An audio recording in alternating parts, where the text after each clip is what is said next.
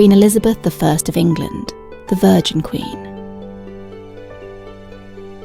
Queen Elizabeth I of England, reigning from 1558 to 1603, was a force of nature whose rule, the Elizabethan era, left an indelible mark on history.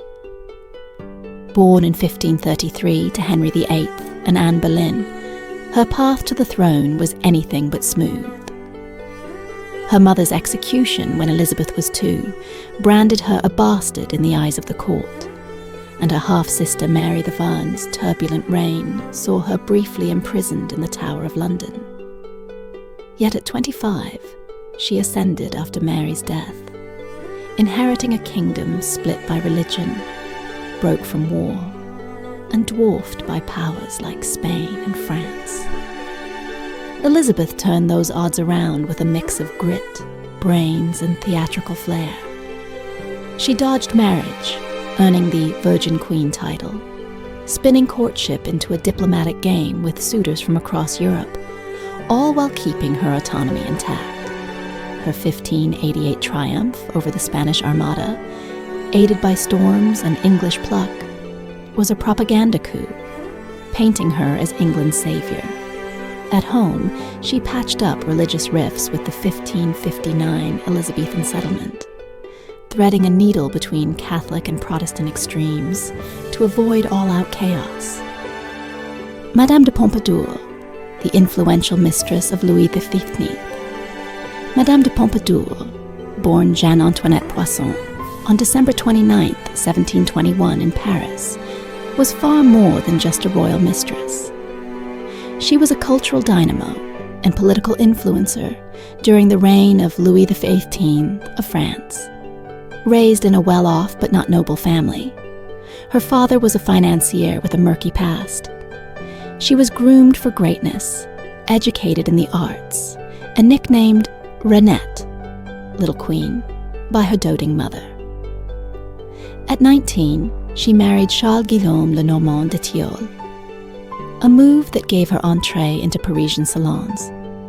But it was her charm and wit that caught the king's eye at a masked ball in 1745. By age 23, she'd become Louis XV's official mistress, titled Marquise de Pompadour, and settled into Versailles. Her physical allure, porcelain skin, expressive eyes, hooked the king. But her staying power came from her mind. Too frail for a lasting sexual role, health issues curbed that by the early 1750s. She reinvented herself as Louis's confidant and unofficial advisor, orchestrating court life and even hand-picking successors to keep his interest. She held sway over appointments, from ministers to generals, and shaped France's ill-fated plunge into the 7 Years' War, earning her blame when it tanked the treasury. Queen Idia, the warrior. Queen of Benin.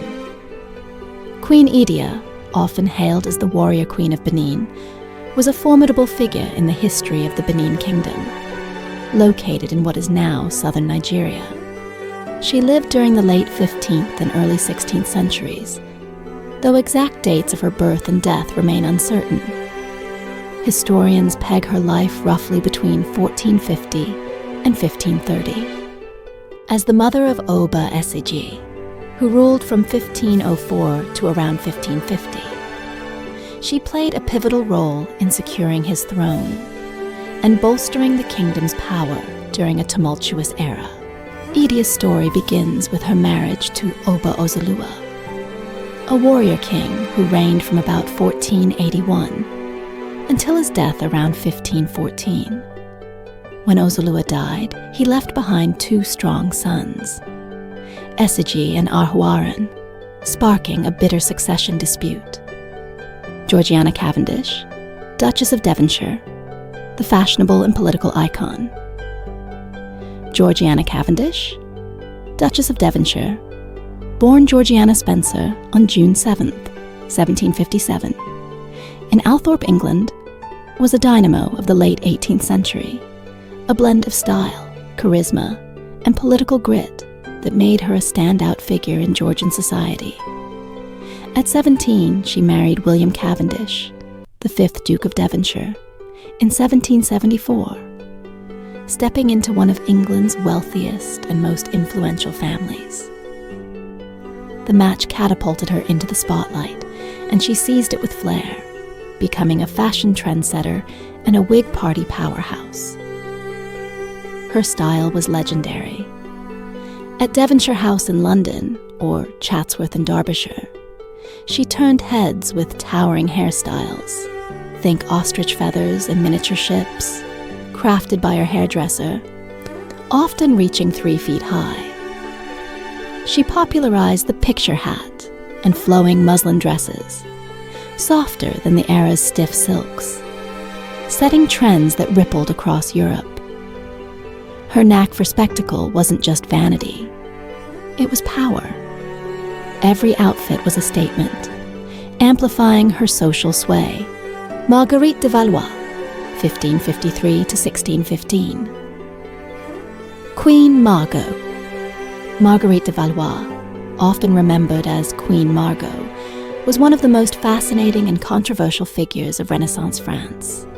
Born into the powerful Valois dynasty, she became Queen of Navarre, then Queen of France, and later a legend in literature and film. Known for her beauty, intelligence, political cunning, and dramatic life, Marguerite's story is a mix of history, myth, and scandal. Her life was set against the backdrop of violent religious wars, treacherous court intrigues, and a France divided by bloodshed and ambition. Marguerite de Valois was born on May 14, 1553, at the Château de Saint-Germain-en-Laye. She was the daughter of King Henry II of France and Catherine de' Medici, one of the most formidable women in European history. Marguerite was the youngest sister of 3 French kings, Francis II, Charles IX, and Henry III. Raised in the glittering yet dangerous French court, Marguerite was highly educated, fluent in Latin and Italian, and known for her sharp intellect. She was also strikingly beautiful, with dark hair, fair skin, and an elegant bearing that captivated everyone at court. But behind the luxury of palaces and fine gowns was a young woman growing up amidst religious conflict between Catholics and Protestants, with her family often at the center of the storm. Lucrezia Borgia, 1480 to 1519. Few historical figures are as shrouded in myth and scandal as Lucrezia Borgia.